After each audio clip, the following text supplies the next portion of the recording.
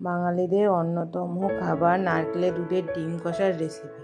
প্রথমে কড়াইতে পরিমাণ মতো সর্ষের তেলে শুকনো লঙ্কা, জিরে, তেজপাতা দিয়ে তার মধ্যে সামান্য পরিমাণ লবণ দিয়ে সিদ্ধ আলু দিয়ে ভালো করে ভেজে নিতে হবে।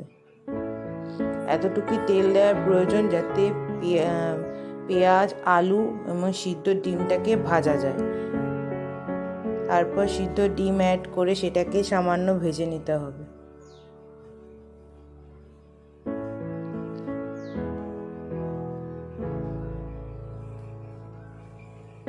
এর মধ্যেই পেঁয়াজ দিয়ে দিতে হবে। পেঁয়াজগুলো সামান্য লাল লাল ভাজা হয়ে গেলে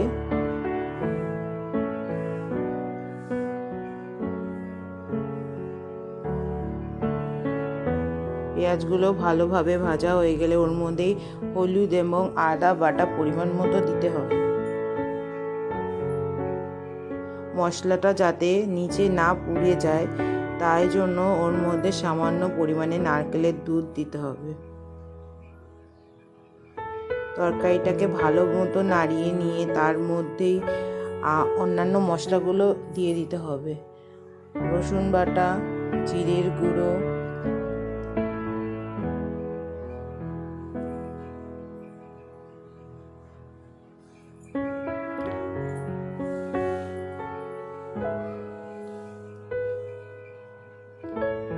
গোলমরিচের গুঁড়ো,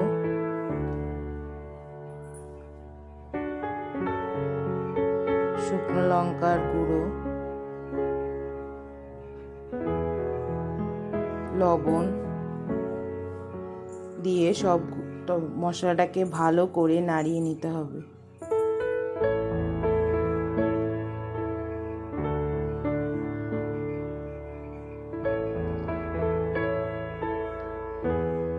এরপর পরিমাণ মতো আরেকটু নারকেলের দুধ দিয়ে দিতে হবে। মশলাটাতে বেশি তেলের প্রয়োজন নেই, কেননা নারকেলের দুধে যা তেল আছে তাতেই মশলাটা ভালো করে কষানো হয়ে যাবে। এরপর পরিমাণ মতো গরম মশলা সামান্য অ্যাড দিতে হবে।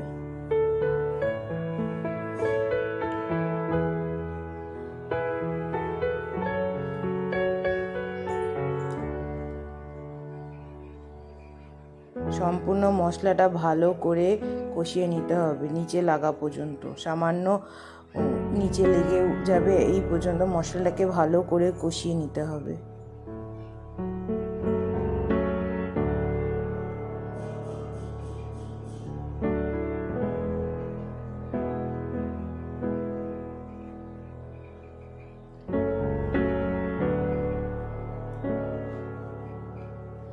মশলা ভালো করে কষানো হলে পরিমাণ মতো গরম জল দিয়ে দিতে হবে। আপনারা যেমন ঝোল খান সেই পরিমাণ ঝোল রেখে বন্ধ করে দেবেন এবং উপর থেকে চিনি এবং গরম মশলা আর একটু পরিমাণে দিলেই রেডি হয়ে যাবে নারকেলের দুধের ডিম কষা। ভিডিওটি দেখার জন্য সবাইকে ধন্যবাদ।